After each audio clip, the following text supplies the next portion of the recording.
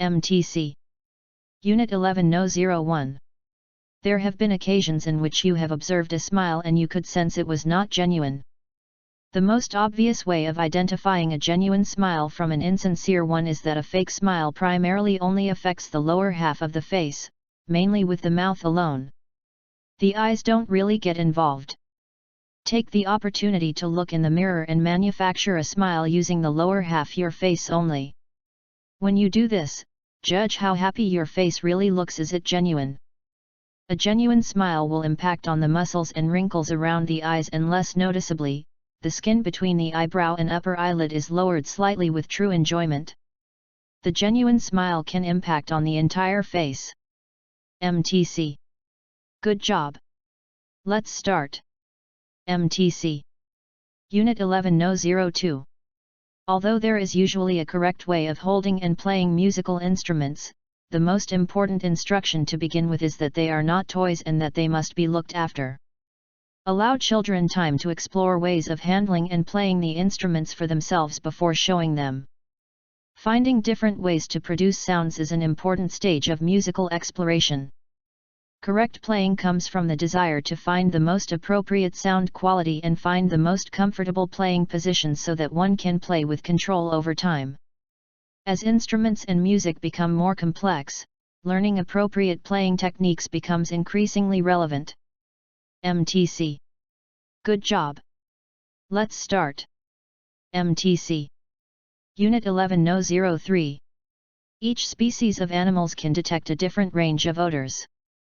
No species can detect all the molecules that are present in the environment in which it lives. There are some things that we cannot smell but which some other animals can, and vice versa.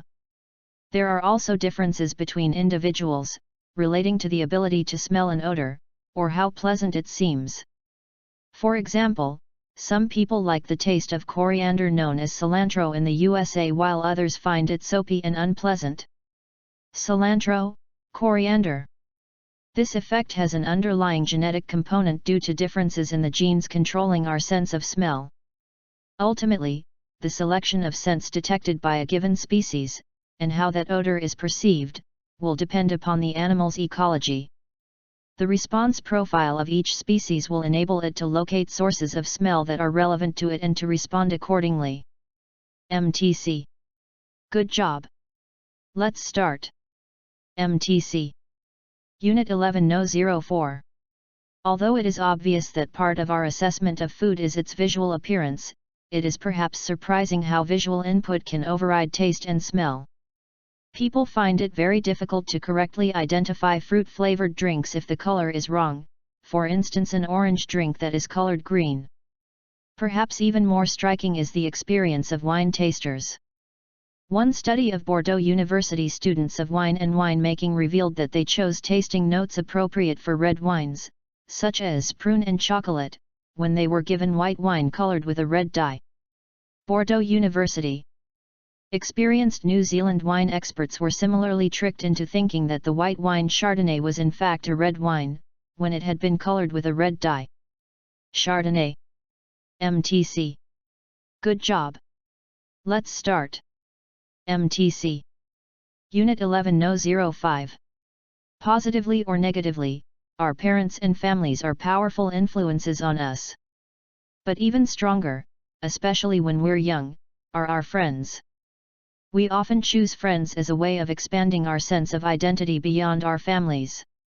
As a result, the pressure to conform to the standards and expectations of friends and other social groups is likely to be intense. Judith Rich Harris, who is a developmental psychologist, argues that three main forces shape our development: personal temperament, our parents, and our peers. Judith Rich Harris. The influence of peers, she argues, is much stronger than that of parents.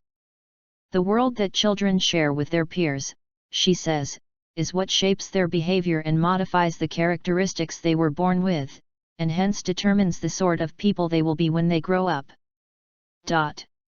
MTC. Good job. Let's start.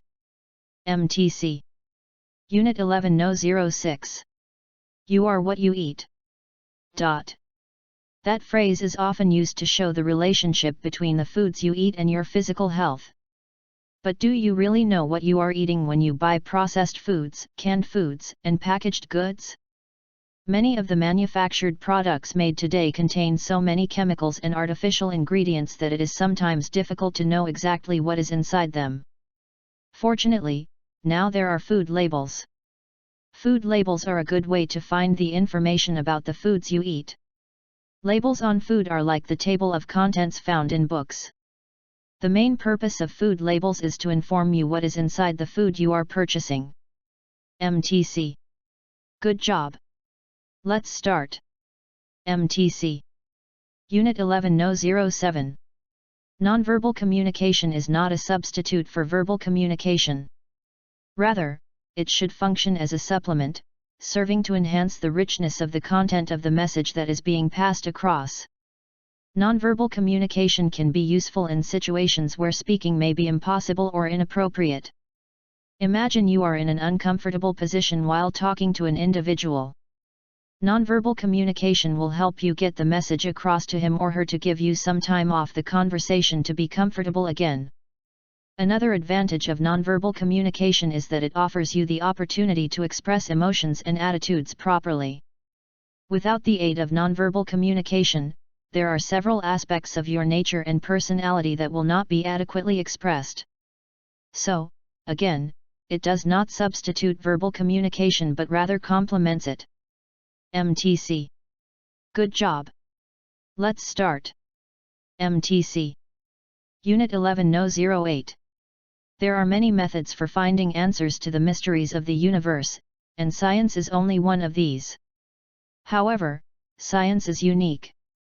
Instead of making guesses, scientists follow a system designed to prove if their ideas are true or false. They constantly re-examine and test their theories and conclusions. Old ideas are replaced when scientists find new information that they cannot explain. Once somebody makes a discovery, others review it carefully before using the information in their own research. This way of building new knowledge on older discoveries ensures that scientists correct their mistakes. Armed with scientific knowledge, people build tools and machines that transform the way we live, making our lives much easier and better. MTC. Good job.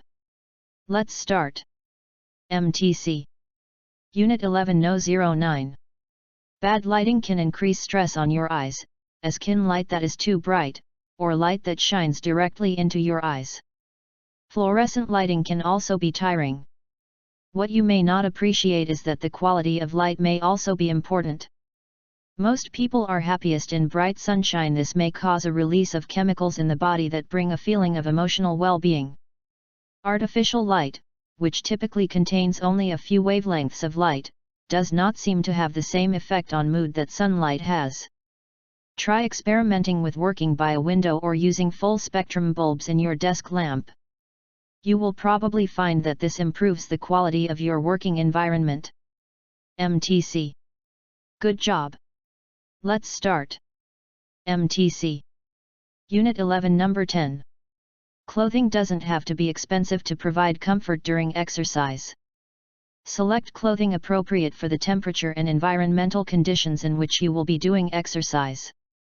Clothing that is appropriate for exercise and the season can improve your exercise experience. In warm environments, clothes that have a wicking capacity are helpful in dissipating heat from the body. In contrast, it is best to face cold environments with layers so you can adjust your body temperature to avoid sweating and remain comfortable. MTC. Good job. Let's start. MTC. Unit 11 Number 11. The belief that humans have morality and animals don't is such a long-standing assumption that it could well be called a habit of mind, and bad habits, as we all know, are extremely hard to break. A lot of people have caved into this assumption because it is easier to deny morality to animals than to deal with the complex effects of the possibility that animals have moral behavior. The historical tendency, framed in the outdated dualism of us versus them, is strong enough to make a lot of people cling to the status quo. Denial of who animals are conveniently allows for maintaining false stereotypes about the cognitive and emotional capacities of animals. Clearly a major paradigm shift is needed, because the lazy acceptance of habits of mind has a strong influence on how animals are understood and treated. MTC. Good job. Let's start. MTC. Unit 11 Number 12. My dad worked very late hours as a musician until about 3 in the morning, so he slept late on weekends. 3. As a result, we didn't have much of a relationship when I was young other than him constantly nagging me to take care of chores like mowing the lawn and cutting the hedges, which I hated. He was a responsible man dealing with an irresponsible kid. Memories of how we interacted seem funny to me today. For example, one time he told me to cut the grass and I decided to do just the front yard and postpone doing the back, but then it rained for a couple days and the backyard grass became so high I had to cut it with a sickle.